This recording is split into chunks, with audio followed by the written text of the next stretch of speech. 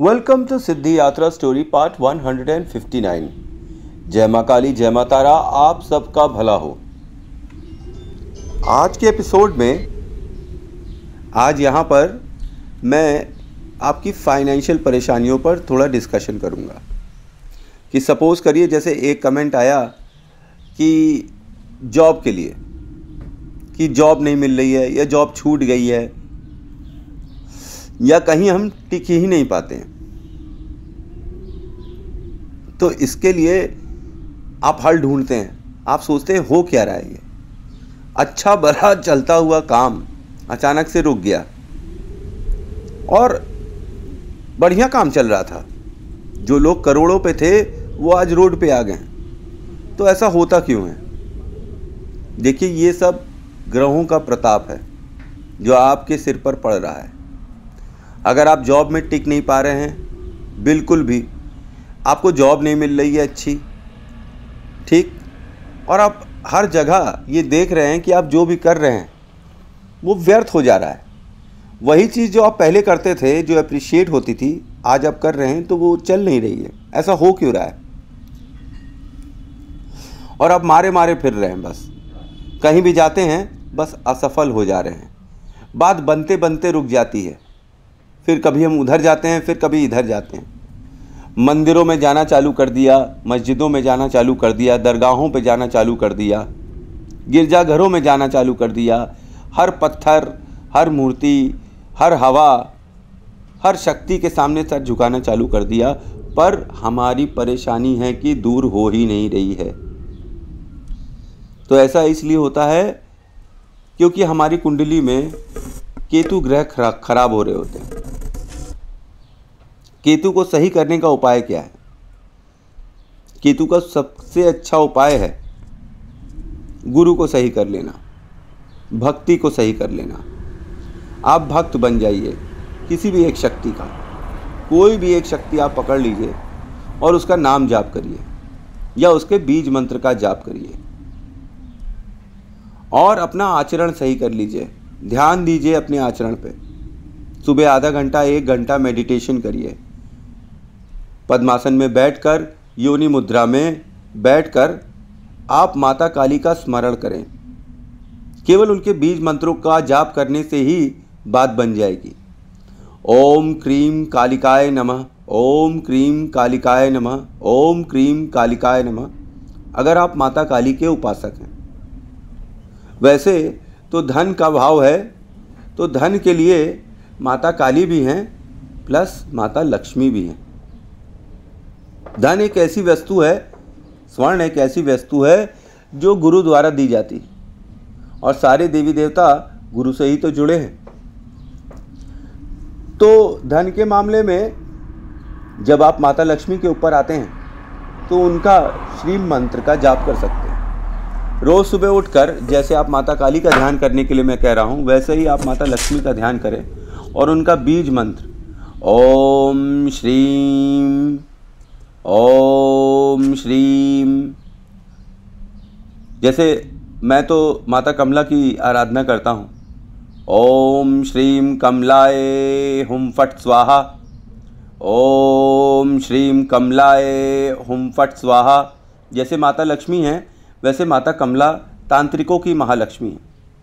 जो लोग तंत्र मंत्र करते हैं वो माता कमला की पूजा करते हैं। ऐसा नहीं है कि जो तंत्र मंत्र नहीं करते हैं वे माता की पूजा नहीं कर सकते। विधि विधान तो वैसा ही है जैसे मैंने आपको बताया है कि गुरु साधना, रक्षक साधना और फिर सिद्धि साधना होनी चाहिए। आसन आप लाल रंग का या सफ़ेद रंग का ले सकते हैं। 3 अंगोछे लेने हैं, एक पहनने के लिए, एक ओढ़ने के लिए, एक बिछाने के लिए। माता की पूजा कर रहे हैं, लाल रंग का आसन लगाइए और उसके ऊपर बैठकर जाप करिए। आप अपनी उंगलियों पे भी जाप कर सकते हैं, माला जाप भी कर सकते हैं। दोनों का फल अच्छा मिलेगा। माला जाप में ये फ़ायदा होता है कि आप अपने बच्चों को वो शक्ति ट्रांसफ़र कर सकते हैं जो आप अपने इस जन्म में मंत्र द्वारा स्थापित कर रहे हैं। ये काम आप अपनी उंगलियों पे जाप करने के पश्चात नहीं कर पाएंगे। जब आप स्वर्गवासी होंगे तब ये शक्ति आपके साथ भी चली जाएगी, आपके घर में नहीं रहेगी।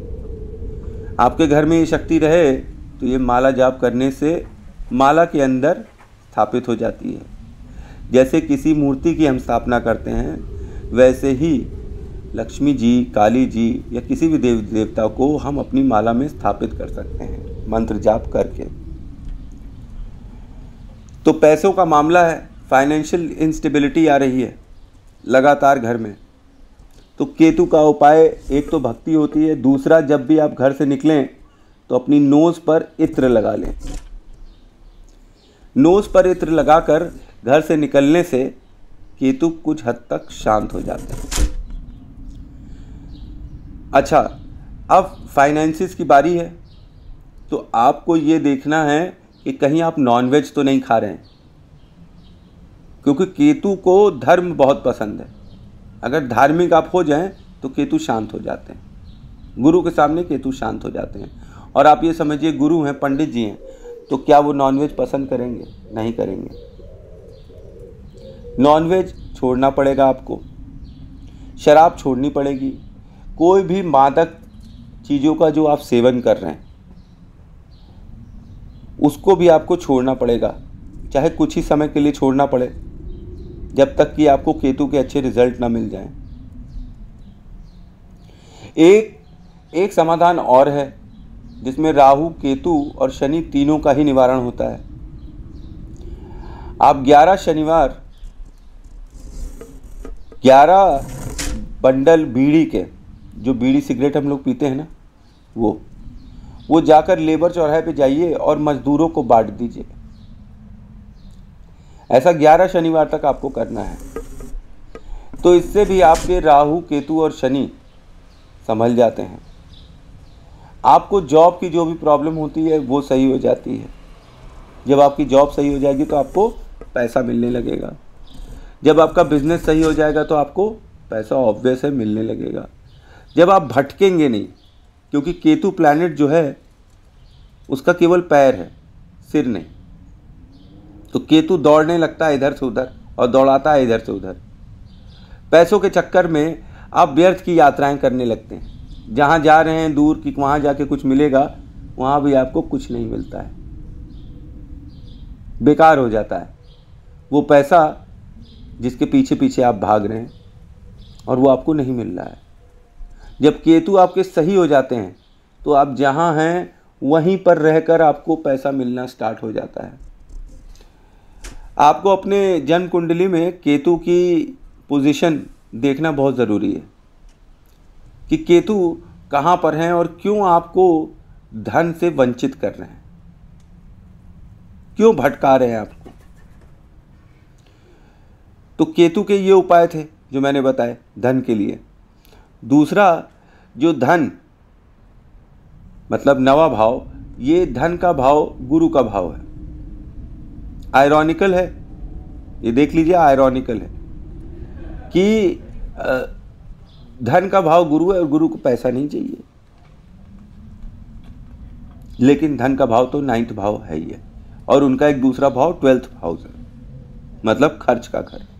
जो भी चीज़ 12th हाउस में जाती है वो खर्च हो जाती है, और जो भी 9th हाउस में आती है वो आपके लाभ स्थान है। क्या लाभ आपको फाइनेंशियली मिलने वाला है लाइफ में, ये गुरु का स्थान है। अगर इस गुरु के स्थान पर कोई पापी ग्रह बैठे हुए हैं तो ये देखिए कि वो क्या कह रहे हैं। जैसे कि मैंने कई कुंडलियों में देखा हुआ है कि जब शनि ग्रह, जिनको हम सब पापी ग्रह कहेंगे, गुरु के 9वें स्थान पर बैठते हैं तो वे अच्छा रिजल्ट देते हैं। भले पहले थोड़ा घिसाते हैं, लेकिन बाद में वो अच्छा रिजल्ट देते हैं, अंधा पैसा देते हैं। फाइनेंसेस के लिए कि हमारे फाइनेंशियल सिचुएशंस अच्छी हो जाएं, हम चंद्रमा को भी अच्छा करते हैं। चंद्रमा को अच्छा करने के लिए लेडीज़ को पैर में चांदी की पायल पहननी चाहिए और जेंट्स को अपने हाथ में चांदी का कड़ा। अगर लगातार आपको लग रहा हो कि आपके सुख में कमी आ रही है, फाइनेंसेस में लगातार आपको प्रॉब्लम्स हो रही हैं, तो चंद्रमा थोड़ा सही कर लीजिए। एक सफ़ेद रंग की घड़ी आप लीजिए और उसको यूज़ करना स्टार्ट करिए।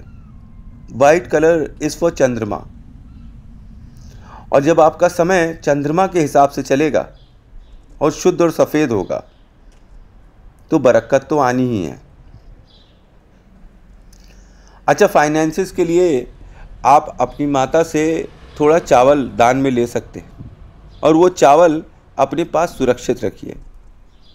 इससे क्या होता है, चंद्रमा जब माता चावल स्वयं दे रही है तो फिर सुख डबल हो जा रहा है, चंद्रमा डबल हो जा रहा है। एक और बात कि आप अपना आचरण सही रखिए, अपना चरित्र सही रखिए, क्योंकि जब आप अपना चरित्र हनन करते हैं तो आपका चंद्रमा खराब हो जाता है। अब जब चंद्रमा खराब हो जाएगा तो सुख में तो नैसर्गिक प्रॉब्लम्स आएगी। इसकी इंडिकेटर ये होगी कि आपके माता जी की तबीयत खराब होने लगेगी। उसी प्रकार से केतु अगर नकारात्मक हुआ तो घर में बच्चों को प्रॉब्लम आने लगेगी, घर में बीमारियां आने लगेंगी, व्यर्थ की यात्राएं में पैसा आपका खर्च हो जाएगा। व्यर्थ की यात्राएं, जहां आपको पैसा नहीं खर्चा करना चाहिए वहां आप पैसा खर्चा करते हुए नजर आएंगे। तो फाइनेंशियल स्टेबिलिटी के लिए ये सारे उपाय किए जा सकते हैं। तो ये परेशानी नंबर 1 फाइनेंसिस की। आपको मेरा ये वीडियो फाइनेंशियल स्टेबिलिटी पे कैसा लगा, इस पे कुछ और मैं बना सकता हूँ, कह सकता हूँ, या आप कुछ आइडिया दे सकते हैं तो आप बता सकते हैं। आप कहेंगे या लोग मुझे सजेशन देंगे तो मैं एक कुंडली का भी सेक्शन चैनल में डाल देता हूँ। जो लोग अपनी कुंडली एनालाइज कराना चाहते हैं उनका नाम बताए बगैर मैं कुंडली का वीडियो डाल सकता हूँ एनालाइज कर कर। तो जैसा सजेशन हो बताइएगा। Thanks for watching. जय माँ काली, जय माँ तारा। आप सबका भला हो।